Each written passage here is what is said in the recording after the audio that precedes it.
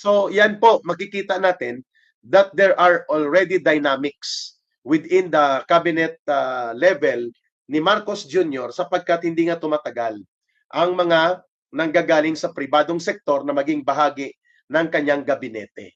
At iyan po ay nagpapakita kung anong uri ng leader o administrador ng gobyerno si Marcos. Pati po sa mga stalls, nagsipagtaasan, subalit wala namang mararamdaman na solido o konkretong improvement kaagad.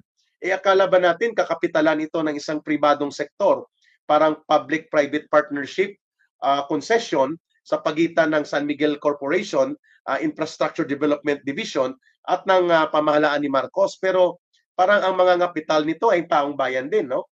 So questionably ito. Bakit walang pagpapaliwanag dito ang Presidential Communications Office? These are serious matters. At pangatlo, bakit pati dito sa mga problema tungkol po sa rice and food crisis, emergency na diniklara ng Department of Agriculture, walang succeeding na mga public advisory at pagpapaliwanag mula sa Presidential Communications Office. So marami po, hindi lang naman dapat ang trabaho nila ay mag-announce kung kailan ang birthday ni Marcos, ang birthday ni Lisa Araneta, at kung kailan po magkakaroon ng oratorical speech si Marcos.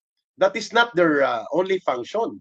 Ang trabaho po nila, sabi ni Ferry Miranda Toms, pabati naman kay Jamel Pulong Barit, solid PDP supporter din po. Thank you.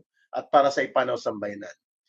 Okay, klarong-klaro mga kababayan that there are problems on the day-to-day administration of work under the office of the President. And one indicator of this, hindi tumatagal ang mga presidential communications officer nila o ang secretary sa opisinang ito. At ito ngayon, si Cesar Chavez, wala pang 5 buwan, nag-resign na as early as February 5 pa pala. At ito pa, nag-resign na rin o pinaalis, sinibak, si Jaime Bautista sa sa Department of Transportation na departamento na namamahala dito sa mga under sa kanya ang LTFRB, LTO, CAAP, at pati mga airport at pati mga railways na ito, no? Nagbitiw na rin o pinaalis, whatever. Hindi po tumagal din itong galing sa private sector, no? Itong si Jaime Bautista ay galing po ito sa Philippine Airlines, I think dati. Bata ito dati ni Lucio Tan, no? So yan po, makikita natin that there are already dynamics within the cabinet level ni Marcos Jr. sapagkat hindi nga tumatagal ang mga nanggagaling sa pribadong sektor na maging bahagi ng kanyang gabinete.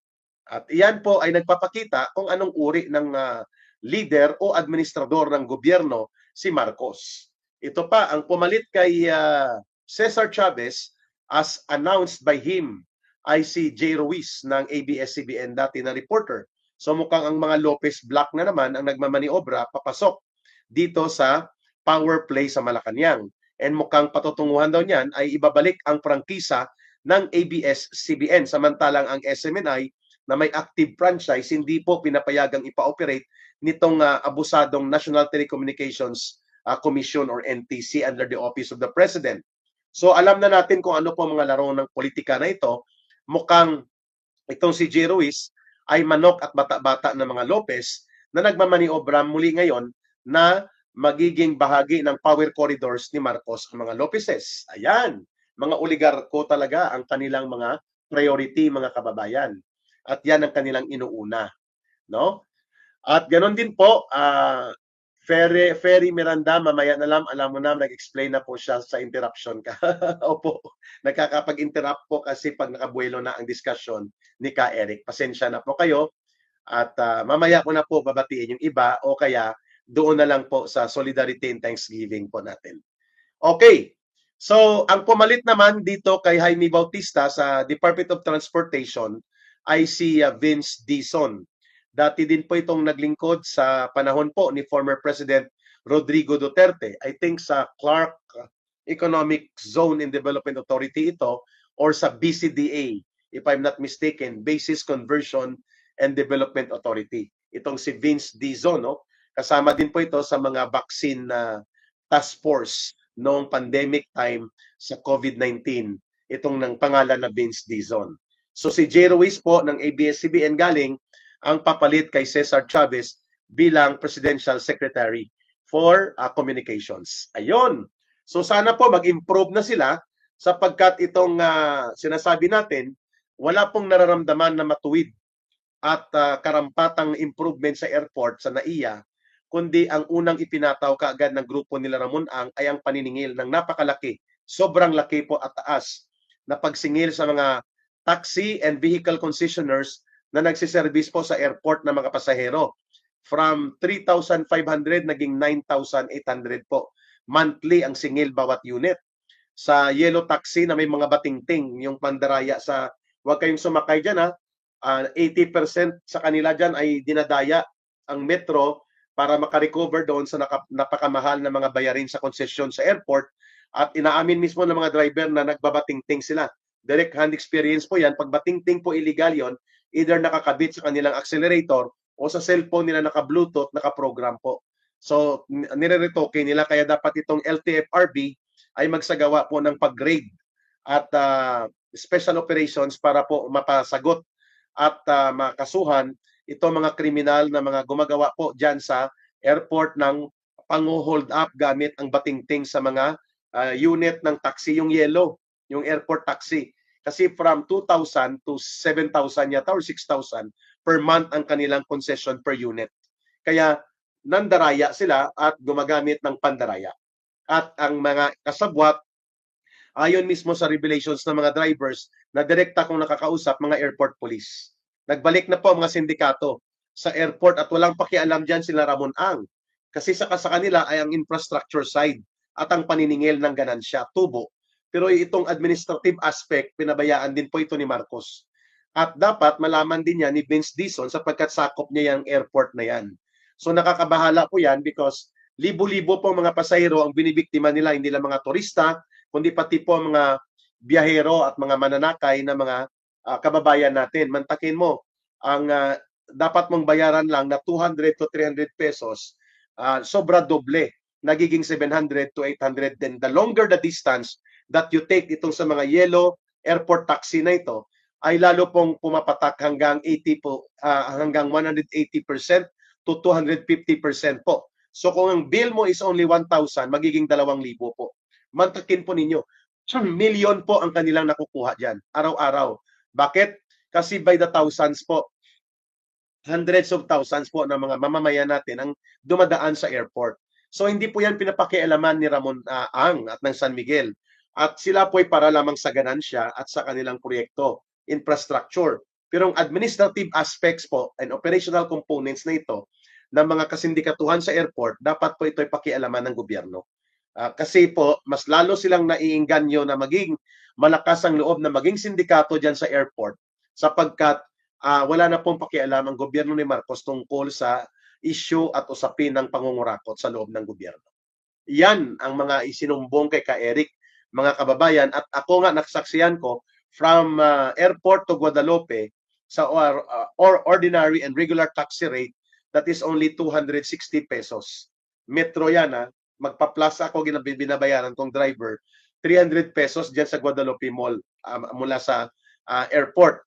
Pero sa batingting at mga yellow cab taxi na mga sindikato, ay nako, babayaran mo is aabot ng 700 pesos. Guadalupe to airport lang. So kita nyo ang kasindikatuhan at ang binibiktima nila mga kapwa nila Pilipino at pati mga turista po. So yan ay bumalik na ulit, at ang nakakatakot dyan ay pati po ang pagtanim droga at ang tanim bala. Pwedeng manumbalik, sabi ng mga airport. Okay?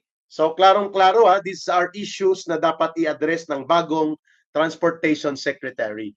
Dapat po pinapaliwanag ito sa taong bayan. Kaya ako po, hanggat hindi po naaayos ito ng DOTR, ng LTFRB at ng LTO, itong ginagamit po dyan na pandaraya sa mga taxi yellow cab sa airport, at pati po ang mga kolorom na mga sinisindikato ng airport police, at ang sobra-sobrang mahal na paniningil sa mga stall owners at mga concessionaires na ipinataw po ng San Miguel Infrastructure Corporation, nakakatakot po ito na bumalik muli ang mga illegal na ginagawa para po magkapera at sinindikato na operation sa loob ng airport. Yan na mismo ang ikinatatakot ng mga drivers at operators dyan sa mga taxi and vehicle services sa airport, mga kababayan. Ayan. So, bantayan natin kung ano pa po ang mangyayari dito sa mga resignation na ito, lalo na po itong pinakahuling pagre-resign mula sa gabinete ni Marcos Jr.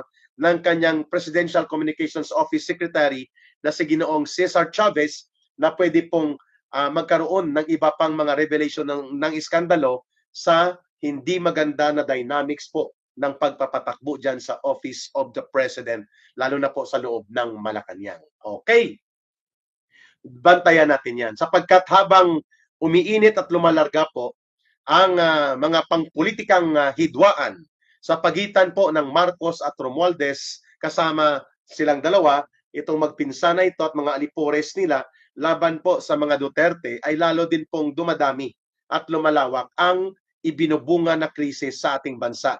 Kagaya ng pagbagsak ng investments. 39% po ang nawalang investment sa atin at napunta po yan sa Thailand, Indonesia, Malaysia, and Vietnam. At ang almost 40% ng dagdag investment at negosyo na ibinuhos na kapitalisasyon ng China ay sa nakaraang 2 taon na umupo si Marcos, hindi po pinasok ng China sa Pilipinas dahil nga po sa maling foreign policy and foreign relations na digma-digmaan at tapang-tapangan ni Marcos Jr. Instead of diplomacy and dialogue, napunta po ang almost 40% ng additional investments at mga negosyo galing China sa mga bansang karatig natin na nagpalakas ng kanilang ekonomiya.